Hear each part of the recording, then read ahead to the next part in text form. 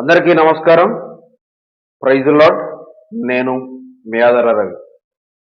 ఈరోజు ఓ 420 నా కొడుకు, డెకాయిడ్ నా కొడుకు, ఫాల్త్ నా కొడుకు అయినటువంటి నా బామ్మర్ది,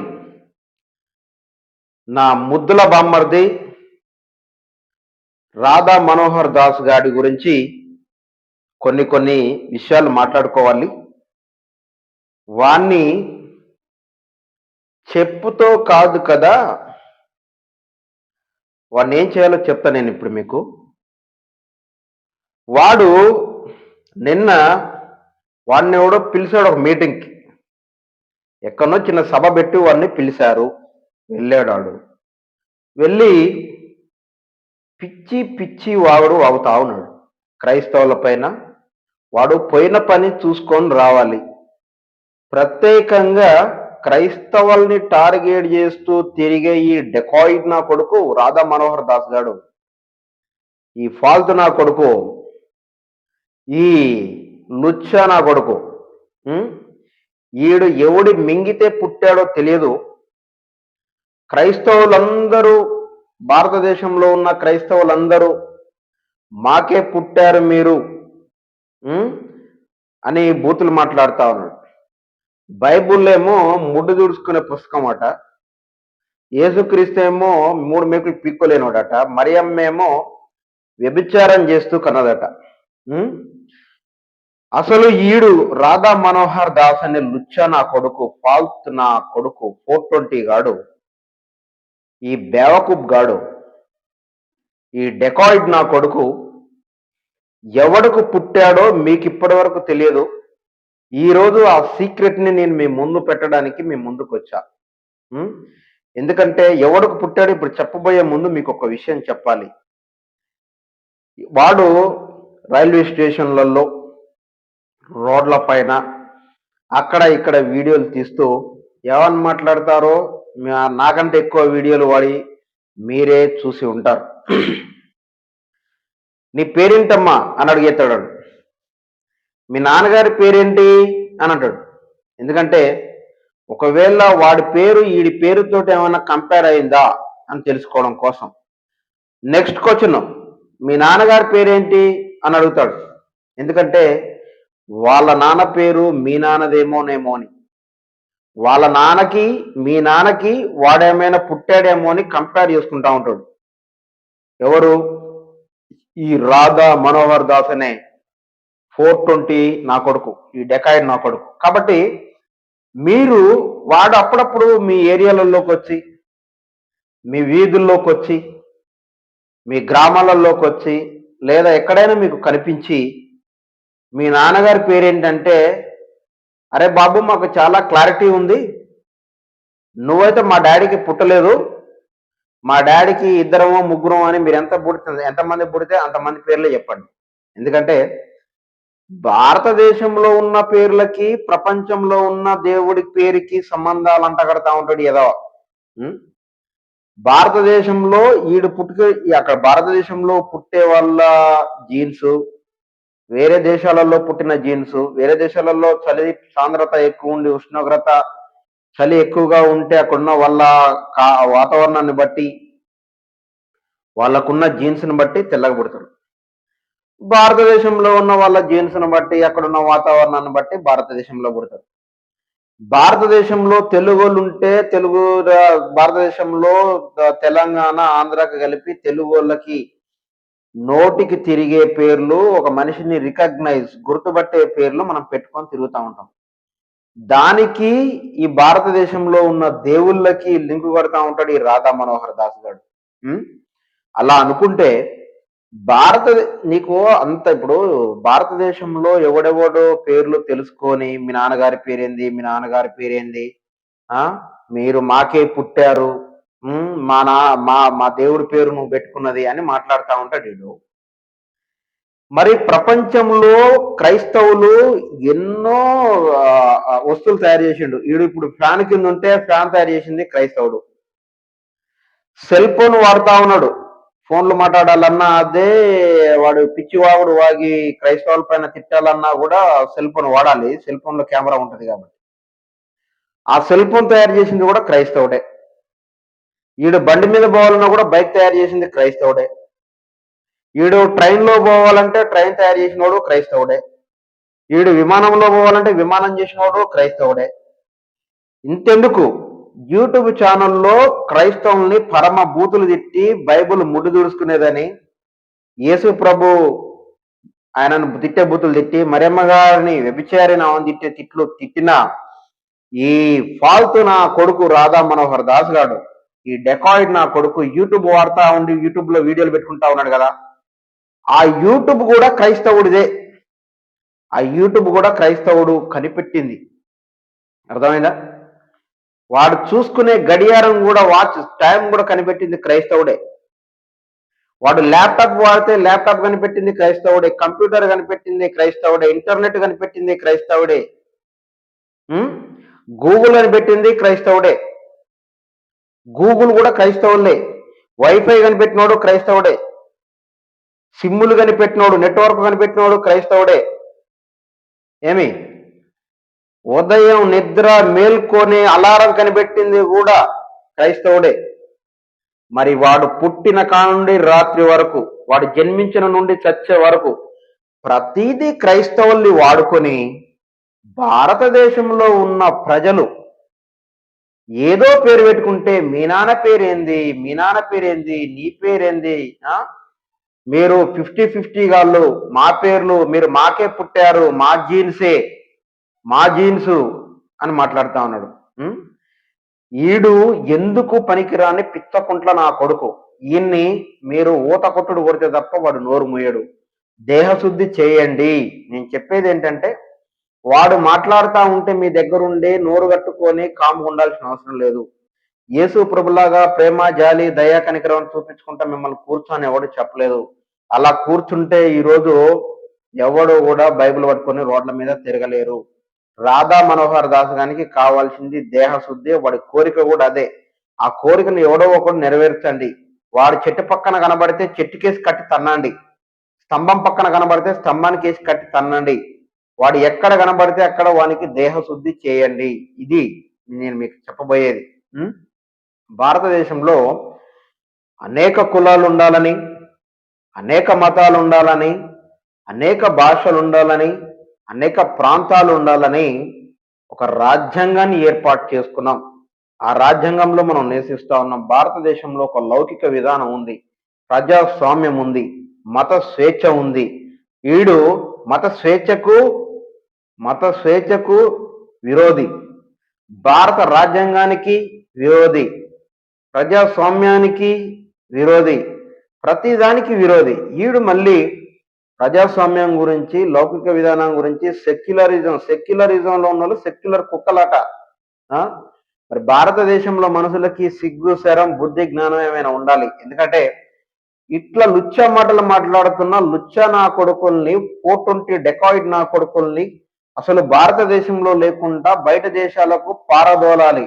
ఎందుకంటే భారతదేశ ప్రజలకు, భారతదేశ ఔన్నత్యానికి, భారతదేశ గౌరవానికి విరోధులైన ఈ రాధా మనోహర్ దాస్ లుచ్చానా కొడుకుల్ని చిత్తుగా కొట్టండి, చితక బాది భారతదేశం నుంచి వేరే దేశాలకు పారద్రోలండి. ఎందుకనంటే భారతదేశంలో ఉన్న మతాల మధ్య, కులాల మధ్య చిచ్చులు పెట్టి ఒక మతం మీదకి ఇంకొక మతాన్ని రెచ్చగొట్టి, ఒక మతం మీద నుంచి ఇంకొక మతానికి పురికొల్పే ఇట్లాంటి లుచ్చనా కొడుకులు భారతదేశంలో బ్రతకడం అవసరమా?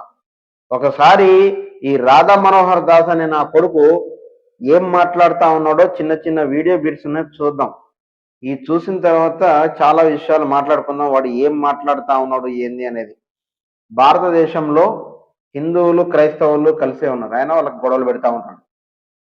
భారతదేశంలో ముస్లింలు, క్రైస్తవులు, హిందువులు ఉన్నారు, వాళ్ళకు గొడవలు పెడతా ఉన్నారు. భారతదేశంలో నువ్వు పుట్టి పెరిగి భారతదేశంలో నివసించేది మతాల మధ్య గొడవలు పెట్టి వాళ్ళు కొట్టుకొని చావడానిక?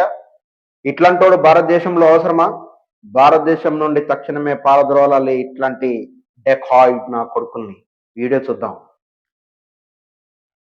అవును, నేను డిబేట్ ఎవరితో చేస్తా? శుద్ధ గొర్రెతో, మాకు పుట్టని గొర్రెతో. మనం చెప్పాం కదా, నాకు నా పూర్వీకులకి నా దేశానికి ఏడాది మతాలకి సంబంధం లేదని. ఆడు చెప్పగలడా? సాంబశివరావును నేను హిందూ మతానికి సంబంధం లేదు ఎలా చెప్తాడు? ఆడి పేరేంటి? సాంబశివరావు. ఆడి పేరేంటి? సతీషు. ఆడి పేరేంటి? Subrahmanyam son of Ramarao. ఎవడు పుట్టాడు? వాడి పేరేంటి? సాంబశివరావు. వాడి పేరేంది? సతీషు. వాడి పేరేంది? ఎల్లయ్య. వాడి పేరేంది? పుల్లయ్య అంటా ఉన్నాడు. పేరు పేరు పెట్టుకుంటే ఏంట్రా నీకు ఒరిగింది? సతీష్ పెట్టుకుంటే ఏంటి? సాంబశివరావు పెట్టుకుంటే ఏంటి? ఎల్లయ్య పెట్టుకుంటే ఏంటి? పుల్లయ్య పెట్టుకుంటే ఏంటి? నీకు పేర్లతో ఏమొచ్చింది? మరి అలా అనుకుంటే భారతదేశంలో అన్ని యూట్యూబ్ భారతదేశంలో ఎవరు కనిపెట్టలేదు, అది ఎందుకు వాడతాను? ఇందాకలా నేను కొన్ని పేర్లు చెప్పిన, ఫ్యాను, హెలికాప్టర్, విమానం, train, cycle, motor cycle, laptop, నువ్వు మాట్లాడే ఫోను, నువ్వు వాడే సిమ్, నువ్వు వాడే నెట్వర్క్, నువ్వు వాడే వైఫై, అన్ని క్రైస్తవుడు కనిపెట్టిందే. పొద్దున నిన్ను లేపే అలారం, నువ్వు చచ్చినప్పుడు తీసుకుపోయేటప్పుడు పెట్టే డీజే సౌండ్లు, మైకులు, బాక్సులు, యాంపిల్ ఫేర్లు, ఇవన్నీ కనిపెట్టింది క్రైస్తవుడే. ఎవ్రీథింగ్ 99.99% క్రైస్తవుడే కనిపెట్టాడు. మరి నీకు భారతదేశంలో బ్రతుకుతూ, భారతదేశము లౌకిక విధానాన్ని గౌరవిస్తూ, భారతదేశంలో ఉన్న పేర్లు అంటే ఒక మనిషిని ఈజీగా పిలవడానికి, ఒక మనిషిని ఈజీగా రికగ్నైజ్ చేయడానికి పెట్టుకున్న పేర్లని, వాడి పేరు సతీష్, వీడి పేరు సాంబశివరావు, వాడి పేరు ఎల్లయ్య, వీడి పేరు పుల్లయ్య, ఇవన్నీ మా మతంలో నుంచే వచ్చాయి. ఆ పేర్లు ఎందుకు పెట్టుకున్నారు? మీరు 50-50 గాళ్ళు, మీరు కొజ్జోళ్ళు, మీరు అది ఇదని మాట్లాడే పిలక జుట్టు నా కొడుకు. ఈ పిలక జుట్టు నా కొడుకు ఇవన్నీ అవసరమా? పేర్లు ఏది పెట్టుకుంటే ఏంటి? బ్రాండ్ అయి ఉండాల మనిషి. ఇప్పుడు చాలా కంపెనీలు ఉన్నాయి. ఎస్ఐఎన్ సిన్ అని ఒక కంపెనీ ఉంది.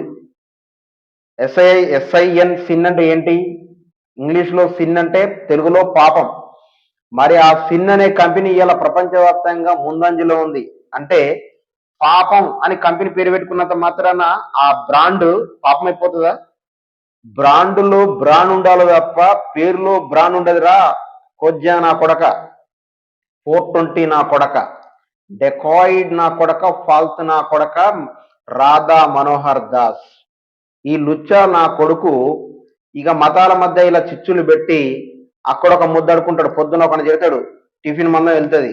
మధ్యాహ్నం ఒకని చెడతాడు క్రైస్తవుల్ని, మధ్యాహ్నం లంచ్ వెళ్ళిపోద్ది. నైట్ ఒకని చెడతాడు, నైట్ డిన్నర్ అయిపోద్ది. ఇట్లా ముద్దల కోసం మధ్యల దరువులు వేసుకుంటూ తిరిగే ఈ డెకాయిడ్ నా కొడుకు అనే రాధా మనోహర్ దాస్ అనే లుచ్చా నా కొడుకు భారతదేశం నుండి మీరు పారదోలడానికి ప్రయత్నం చేయండి. పేర్లు పెట్టుకుంటే ఏ పేర్లు పెట్టుకుంటే ఏంట్రా నాయన? సిన్ అంటే పాపం ఇంగ్లీష్లో సిన్ అంటే తెలుగులో పాపం. పాపం అనే కంపెనీ ప్రపంచవ్యాప్తంగా బాగుంది. అది బట్టల కంపెనీలో సిన్ అని ఉంది. మరి నాణ్యమైన వస్త్రం అది సిన్ అంటే. మరి అది సిన్ అనేసి ఈ వస్త్రం వేసుకోకుంటుంటే బాగుంటుందా? పాపం అని దాన్ని వదిలేస్తే బాగుంటుందా? కంపెనీ పేరు వాడు సిన్ అని పెట్టుకున్నాడు, కానీ బట్టల్లో లేదు పాపం. వాడి పేరులో ఉంది సిన్ అని పెట్టుకున్నాడు. ఎందుకు పెట్టుకున్నాడో తెలియదు. పేరులో నీ పేరులో పాపం ఉండొచ్చు. సాంబశివరావు ఉంది, అది పాపమై ఉండొచ్చు, అపవిత్రమై ఉండొచ్చు. కానీ ఒక మనిషి పెట్టుకున్నంత మాత్రాన మనిషి పాపిష్టుడైపోడు, అపవిత్రుడైపోడు. పేరులో అపవిత్రం ఉండొచ్చు. ఒకవేళ నువ్వు ఆ పేరు అపవిత్రం అనుకుంటున్నావా? అంత అపవిత్రమైన పేరు మేము పెట్టుకోకూడదు అనుకుంటున్నావా? అది మరి నీకే తెలియదు. అట్లాంటప్పుడు ఈడు ఒక మైక్ లో మాట్లాడుతూ ఉన్నాడు. మీరు ఇందాకలో చూశారు. ఆ మైక్ ఉంది కదా, నోటి దగ్గర పెట్టుకొని మాట్లాడే మైకు. ఆ మైకును కూడా క్రైస్తవుడే కనిపెట్టాడు. ఆ మైకును కూడా క్రైస్తవుడు కనిపెట్టాడు. ఒకవేళ ఆ క్రైస్తవుడు ఆ మైకును కనిపెట్టకపోతే ఈడు ఎక్కడి నుండి మాట్లాడేవాడు? యూట్యూబ్ క్రైస్తవుడు కనిపెట్టాడు. ఏదైనా విషయాన్ని చేరవేయాలంటే ఈడెక్కడి నుంచి వెళ్ళి వార్తని చేరవేసేటోడు? అంటే క్రైస్తవులు కనిపెట్టిన వస్తువులు మొత్తం వాడుకుంటావు, కానీ భారతదేశంలో నివసించే ప్రజలు ఏదో ఒక పేరు పెట్టుకుంటే వాటిని మాత్రం ఈ పేర్లు మొత్తం మాయి మీరంతా మాకు పుట్టినారు. మరి అరే యూట్యూబ్ లో మాట్లాడుతున్నావు, నువ్వు యూట్యూబ్ బోర్డుకి ఎత్తే పుట్టినావా? యూట్యూబ్ బోర్డుకి పుట్టావా? లేదు. మైక్ లో మాట్లాడుతున్నావు, మైక్ తయారు చేసినోడు ఏమైనా మీ అమ్మతోటి డింగ్ డాంగ్ అంటే పుట్టావా? లేకపోతే వైఫై వాడుకుంటా ఉన్నావు, వైఫై వాడేవాడన్నా మీ అమ్మతోటి జింగలు అక్కడ జంగ అయితే పుట్టేవాడు ఏమన్నా? సిమ్ము క్రైస్తవుడు కనిపెట్టింది. వాడేమైనా మీ అమ్మతో అయితే పుట్టావా? మరేమో నాకైతే తెలియదు. మరి వీళ్ళందరికీ కనుక నువ్వు పుడితే మరి భారతదేశంలో పేర్లు పెట్టుకున్న వాళ్ళు కూడా 50-50 కాళ్ళని వాళ్ళందరూ మాకు పుట్టినోళ్ళే అని నువ్వు మాట్లాడుతా ఉన్నావు. కాబట్టి తప్పకుండా యూట్యూబ్ ఓడికి నువ్వు పుట్టినట్టయితుంది, వైఫై ఓడికి నువ్వు పుట్టినట్టుంటది, ఫ్యాన్ తయారు చేసినోడికి, సైకిల్ తయారు చేసినోడికి, మోటార్ సైకిల్ తయారు చేసినోడికి.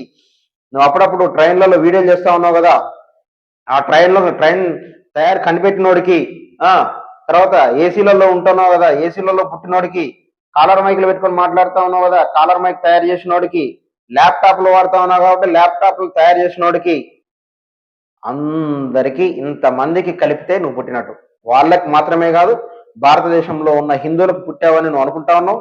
దానితో పాటు క్రైస్తవులకి, ముస్లింలకి, జైనులకి, బౌద్ధులకి, సిక్కులకి అందరికీ నువ్వు పుట్టినట్టు అర్థం. ఇవన్నీ ఒకవేళ తక్కువ అయితే ఇంతకుముందు నువ్వు మాట్లాడినట్టు ఆ అడవిల్లో ఉన్న పశువులందరికీ నువ్వు పుట్టినట్టు. ఎందుకంటే నువ్వు మనిషిగా నీ బిహేవియర్ లేదు, నీ ప్రవర్తన లేదు.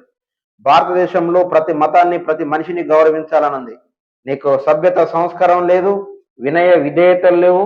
పిచ్చివాగుడు వాగే నీకు త్వరలోనే ప్రజలు పుచ్చకాయల్లా నీ పుచ్చని పగలగొడతారని నేను ఆశిస్తా ఉన్నాను. నెక్స్ట్ వీడియో చూద్దాం. ప్రతిదీ విమర్శించుడే. దేవుడు పాటలను విమర్శిస్తాడు, దేవుడు మనుషులను విమర్శిస్తాడు, బైబుల్ని విమర్శిస్తాడు. ఒకసారి చూద్దాం వీడియో కూడా. కాబట్టి మనం ఏం చేస్తున్నాం అంటే వాడికి గుర్తు చేస్తున్నాం. ఏమని? ఒరే మీ ఇంటికి పులి రాలేదు, మీ అమ్మ అడవికి వెళ్ళలేదు. అదిగో అయ్యప్పలకి అర్థమైంది.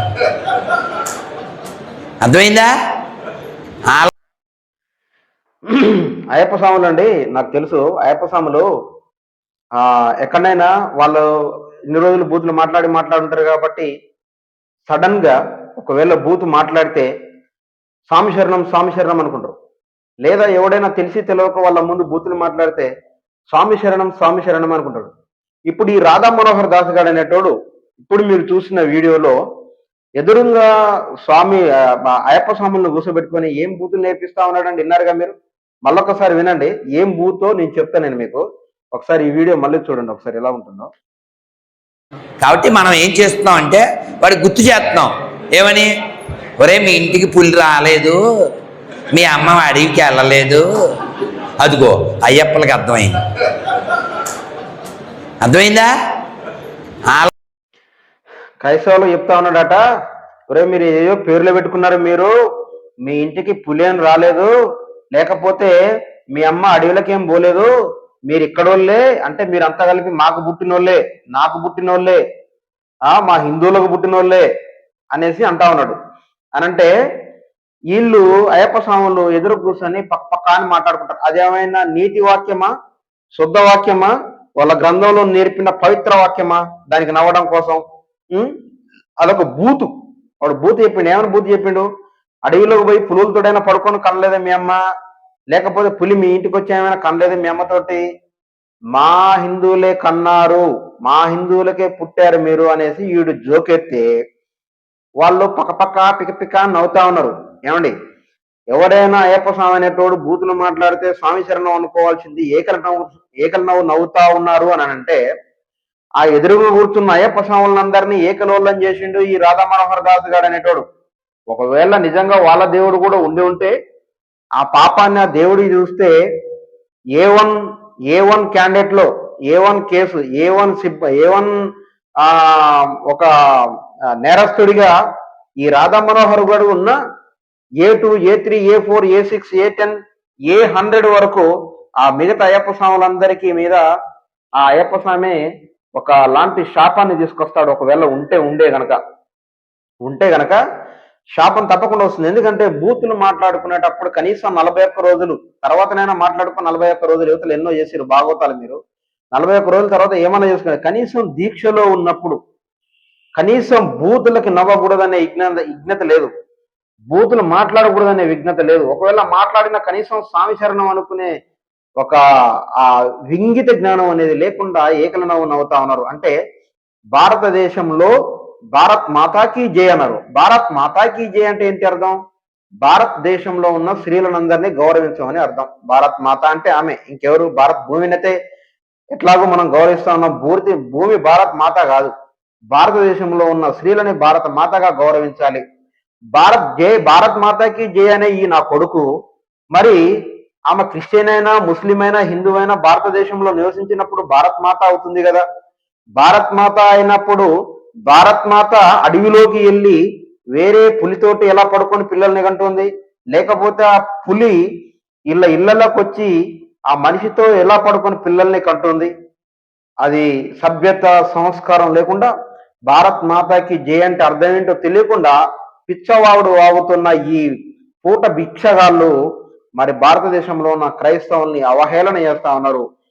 నిజంగా భారత్ మాత అంటే అర్థం వాళ్ళకి తెలియకపోవచ్చు, కానీ భారత్ మాత అని అవమానపరిచేది, అగౌరవపరిచేది ఈ రాధా మనోహర్ దాస్ నా కొడుకు లాంటి లుచ్చా నా కొడుకులు తప్ప మరెవరూ కాదనేసి నేను మీకు ఈ సందర్భంగా తెలియజేస్తా ఉన్నా. ఇంకొక వీడియో చూద్దాం. ప్రతి వీడియోలో మరి భారతదేశంలో ఉన్న క్రైస్తవుల్ని హింసించడం, తిట్టడం, ఒకసారి ఈ వీడియో చూద్దాం. మళ్ళీ చెప్తున్నాను, ఏదో దండం పెట్టుకుని దీపం పెట్టేసి వెళ్ళిపోవడం కాదు. రోజు ఒక పుస్తకం చదవాలి. వాళ్ళకు ఒకే పుస్తకం, దాన్ని చదువుతారో చదవరో.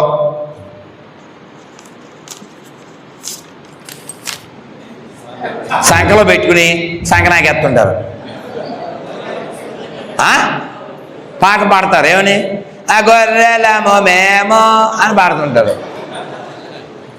మీరు ఈ మధ్య ఒక ఆంటీ వచ్చింది తెలుసుగా, వాడే నా మగుడు వీడే నా మగుడు అంటది. చూసారండి మీరు? చూడలేదా? చాలా బాగుంటుందండి. తెలుసును డాడీ రెడ్డి, తెలుసును పాపా అంటది. ఆ వెనకాల కింద కామెంట్ తెలుసును నువ్వెవరో ఏమైందో అంటుంటారు కింద. అసలు ఇలా దిగజారిపోవడం కారణం ఏంటి? ఆ చెల్లి ఆ తల్లి మన వాళ్ళేగా. అమ్మాయి పేరు ప్రసన్న, మన చెల్లేగా. మరి ఏమైంది? బుర్ర దొబ్బింది. ఎందుకు దొబ్బింది? గొర్రె అయింది కాబట్టి. అవునా? ముందేమంటది? వాడే నా మొగుడు అందా. మళ్ళీ కొన్ని రోజులు పోయాక బిడ్డ బిడ్డ బిడ్డ మా ఊరు ఎర్రగడ్డ అంటది. ఎలా మైండిపోయింది? కాబట్టి ఇలా మన తల్లుల్ని చెల్లెల్ని మైండ్లెస్గా, బ్రెయిన్లెస్గా, వర్త్లెస్గా, యూజ్లెస్గా తయారు చేసే ఎడారి మతాల నుంచి కాపాడుకోవాలో వద్దా? ఒక అమ్మని చూస్తే, ఒక ఆడపిల్లని చూస్తే ఇది మా పిల్ల, ఈవిడ మా తల్లి. బైబుల్ సంఖలో పెట్టుకొని సంకనాకేస్తా ఉన్నారట క్రైస్తవులు. బైబుల్ని సంఖలో పెట్టుకొని సంకనాకేస్తా ఉన్నారట. ఈడు దేవుడు మగాడు మొనగాడు అని చెప్పడానికి మీసాలు ఇచ్చాడు. మగాడిగా గుర్తించుకోవడానికి, గుర్తుపట్టడానికి గడ్డనిచ్చాడు. గడ్డం ఇచ్చాడు, మీసాలు ఇచ్చాడు. కొజ్జంలాగా మీసాలు గీకించుకొని, గడ్డాన్ని గీకించుకొని, పైన దేవుడిచ్చిన మంచి అందమైన వెంట్రుకలన్నిటి గొరిగించుకొని గింతంత పిలక జుట్టు పెట్టుకుంటాడు. ఎలక తోకలాగా, ఎలక తోకంత ఉంటుంది ఈయన జుట్టు. ఈడి పేరు రాధా మనోహర్ దాస్. ఎలక జుట్టు మనోహర్ దాస్, ఎలక జుట్టు రాధా మనోహర్ దాస్. దేవుడిచ్చిన ఎడికలు మొత్తం బీకేసుకొని ఇంత పిలక జుట్టుకొని పెట్టుకోమని చెప్పింది ఎవరా నీకు? మగాళ్ళ మీసాలు ఉంచుకోరా అని చెప్తే గొరిగించుకున్నావు, కింద గడ్డం గీకించుకున్నావు, కొజ్జంలాగా ఉన్నావు. కొజ్జోళ్ళు నీకంటే అందంగా ఉన్నారు. వాళ్ళు ఒకవేళ గీకించుకున్న ఆడవాళ్ళ కంటే ఎక్కువ ఆభరణాలు ధరించి ఆడవాళ్ళ కంటే చాలా అందంగా కనిపిస్తా ఉన్నారు ఈ మధ్య కాలంలో. హిజ్రాలు చాలా గౌరవిస్తున్నాను, తప్పుగా అనుకోదమ్మా మీరు ఎవరైనా వింటే గన. మిమ్మల్ని చాలా గౌరవిస్తున్నాను. ఈయన్ని మిమ్మల్ని పోల్చడం కూడా ఒక విధంగా చెప్పాలంటే తప్పే. ఎందుకంటే మీకు భారతదేశంలో అంత మంచి గౌరవం ఉంది. నేను మిమ్మల్ని తక్కువ చేసి మాట్లాడడం లేదు. కనీసం మీ నా కొడుకు మిమ్మల్ని మీతోటి పోల్చడానికి కూడా వీడు అనర్హుడు, అర్హత లేనివాడు. కానీ తప్పట్లేదు పోల్చడం. మిమ్మల్ని కొజ్జవాళ్ళు అనరమ్మా. మిమ్మల్ని దైవంతో చూస్తారు. మీరు హిజ్రాలు, మీకు మంచి పేరుంది. మీ గౌరవానికి నా ప్రత్యేకమైనటువంటి ధన్యవాదాలు. కానీ ఈడు మాత్రం రియల్ కొజ్జ ఎవడైనా ఉంటే మీరు కాదు, రియల్ కొజ్జోడు ఉంటే ఈడే. ఎందుకంటే దేవుడు వీడికి అన్ని సక్రమంగా పెట్టి జుట్టు ఇచ్చాడు, మీసాలు ఇచ్చాడు, గడ్డం ఇచ్చాడు, అన్ని ఇచ్చాడు. అన్నిటిని గీకించుకొని నిజమైన కొజ్జంలాగా ఎవడైనా ఉన్నాడంటే ఈ డెకాయిడ్ నా కొడుకు రాధా మనోహర్ దాస్ గారు. ఈడు బయటికి చర్చికి పోయే వాళ్ళు బైబుల్లో సంకలు పెట్టుకోకపోతే నీలాగా ఆ కొబ్బరికాయలు కొట్టి ముడ్లో పెట్టుకొని పోతారనుకున్నావేంట్రా? ఊది కడ్డీలు నీలాంటోడు పెట్టుకుంటాడు కింద. ఆ? బైబుల్ గొర్రెలము మేము అని పాట పడతాడట. గొర్రెలం కాకపోతే నీలాగా బర్రెలము మేము అని పాట పడతాడు. బర్రె నోరేసుకొని బర్రెకి గొర్రెకి తేడా ఉంది కదా. గొర్రె అయినా ఇంకా సాధు చాలా మంచిది. బర్రె అంటే ఏంటిరా నాయన? బర్రెతోడు రోడ్ల మీద పోతా ఉంటే బర్రెల కారంలో కొడితే లారీ కొట్టినా జరగదు, కారు కొట్టినా జరగదు, బస్సు కొట్టినా జరగదు, బైక్ కొట్టినా జరగదు. కర్రలు తీసుకొని బయ్య ఈ పంట బద్దలు బయగేటట్టు కొట్టినా కూడా అది రోడ్ల మీద జరగదు. ఎందుకంటే బర్రె మెదడు అంత బరి తెగించి ఒకలాంటి బండరాయి లాగా ఉంటుంది. గొర్రెంటి సాక్షాత్తు భూమిని ఆకాశాన్ని అందులో ఉన్నటువంటి సర్వస్వాన్ని సృజించిన సర్వ సృష్టికర్త సాధు గొర్రెగా ఆయన పోల్చుకున్నాడు. గొర్రె స్వభావానికి బర్ర స్వభావానికి భూమికి ఆకాశానికి తూర్పుకి పడమటకి ఎంత దూరం ఉందో అంతుంది. మరి మేము గొర్రెలమే, సాధు జంతువుల్లాగా ఉన్నాం. నువ్వు బర్రె. మరి ఆ బర్రెకి ఇది భారతదేశం లౌకిక విధానం అని చెప్పినా రాజ్యాంగం అని చెప్పినా అర్థం కావట్లేదు. ఎందుకంటే నీది బర్రె మెదడు. బర్రెకి గొర్రెకి చాలా వ్యత్యాసం ఉందిరా నా కొడక. భూమికి ఆకాశం ఉన్నంత, తూర్పుకి పడమరకు ఉన్నంత గ్యాప్ ఉంది. అదేదో కనిపెట్టుకో. ఏంటి? వాడే నా మొగుడు వీడి నా ప్రియుడు అని పాడబడతా ఉన్నారా? వాడే నా మొగుడు అని పాడబడేరా? మీ అమ్మ భారతదేశంలో ఉన్న అందరి పిల్లవని వాడేరావనా? రాధా మనోహర్ దాస్ గాని తల్లి భారతదేశంలో ఉన్న అందరి మగాళ్ళకి పెళ్ళం అని పాట కూడా రాయలేదు కదా. వాడే నా మొగుడు వీడే నా ప్రియుడు అని రాస్తారు ఎవడనా? అలా ఉంది ఆ పాట. తెలుసును డాడీ అని ఆ ప్రసన్న బోల్డ్ అని ఒక పాట రాసింది. తెలుసును డాడీ తెలుసును పప్ప అని పాట రాసుకుంది. ఆమె స్టైల్లో ఆమె రాసుకుంది. తెలుసును డాడీ అని అంటే తప్పే ఉందిరా. డాడీ అంటే తప్పే ఉంది, తెలుసు అంటే తప్పే ఉంది. తెలుసును పప్ప అంటే తప్పే ఉందిరా. తెలుసు అనేది తెలుగు, పప్ప అంటే హిందీ. తెలుసును అని అంటే తెలుగు, డాడీ అంటే ఇంగ్లీష్ లో తండ్రి అని అర్థం. దాంట్లో తప్పే ఉందిరా. దాన్ని కూడా వ్యంగ్యంగా చిత్రీకరిస్తూ మాట్లాడుతూ ఉన్నావురా. 420 డెకాయిడ్ నా కొడక, ఫాల్తునా లంగా నా కొడక. రాధా మనోహర్ దాస్ గారు ఇంకొక వీడియో మాట్లాడాడు, చూపించి నేను ముగిస్తాను. ఇట్లాంటి నా కొడుకుల్ని మీకు ఈ వీడియో మొత్తం చేసి చూపించేది ఏంటంటే, పొద్దున్న లేతే క్రైస్తవులమే పడి ఏడుస్తా ఉన్నాడు. వాడు మా చేతులకు ఎప్పుడూ దొరకట్లేడు, మా కంటికి ఎప్పుడు కనిపించట్లేడు. కనీసం ఏ క్రైస్తవుడి కన్నా కనిపిస్తే వాడిని పక్కనే ఉన్న చెట్టుకేసి కట్టండ్రా నాయన, స్తంభానికేసి కట్టి ఒక్కసారి తోళ్ళు ఒలవండ్రా నాయన. వాడు ఒళ్ళు నూనె ఒక్కసారి చేసినా కూడా ఈ నోరంతా కొంచెం తగ్గుతుంది. భారతదేశంలో ఉన్న ప్రజల మీద ఇట్లాంటి దుష్ప్రచారాలు చేయకుండా, మతాల మధ్య చిచ్చులు పెట్టకుండా గొడవలు పెట్టుకుంటుంటాడు. హిందువులు ఎవరో కాదురా నాయన. హిందువులు మన అక్కలు, మన చెల్లెళ్ళు, మన తమ్ముళ్ళు, మన బంధువులు, మన మిత్రులు, మన శ్రేయోభిలాషులు. వారిని మనం గౌరవించాలి, వారు మనని గౌరవిస్తారు. ముస్లింలు ఎవరో కాదు, మన వాళ్ళే. బౌద్ధులు, జైను, సిక్కులు ఎవరో కాదు, అందరు మన వాళ్ళే. భారతదేశంలో ఉన్న మనుషుల్ని, మతాలనే కాదు, ప్రపంచంలో ఉన్న ప్రతి మనిషిని గౌరవించిన వాడే నిజమైన మనిషి. ఒకవేళ అలా గౌరవించిన వాడు ఎవడైనా ఉంటే, జంతువులకు, అనేక మతాలకు, అనేక కులాలకు పుట్టినటువంటి 420 డెకాయిడ్ నా కొడుకు, ఫాల్తు నా కొడుకు రాధా మనోహర్ దాస్ గడై ఉండాలి. ఇది విషయం. ఇప్పుడు మీకు చెప్పబోయే విషయం ఏమంటే, ఒక చిన్న వీడియో ఉంది. ఈ వీడియో చూసి మనం ముగించుకుందాం. ఒకసారి వీడియో చూద్దాం. పోయినంట ఆర్థోపెడిక్స్ ఎందుకు? ఆ పక్కనే ఆర్థోపెడిక్స్ డాక్టర్ బ్రహ్మానందం ఉండి, అంటే మరీ అంత ఎదవలా కనపడుతున్నా? ఓ మాదిరి కూడా కనపడుతుంది.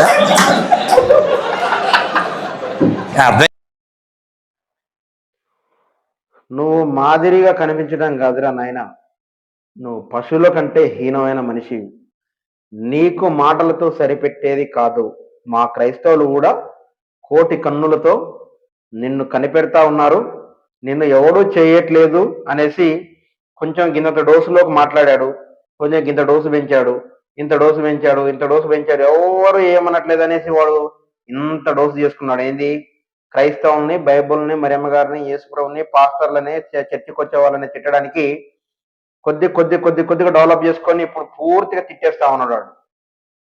ఎవరు ఏమీ అనట్లేదు రాధా మనోహర్ దాస్ గారిని. పాపం తిడతా ఉన్నాడు, మేము చూస్తానే ఉన్నాం అనుకుంటా ఉన్నాడు వాడు. కానీ ఒరే, ఓ రోజు నీకుంటుంది.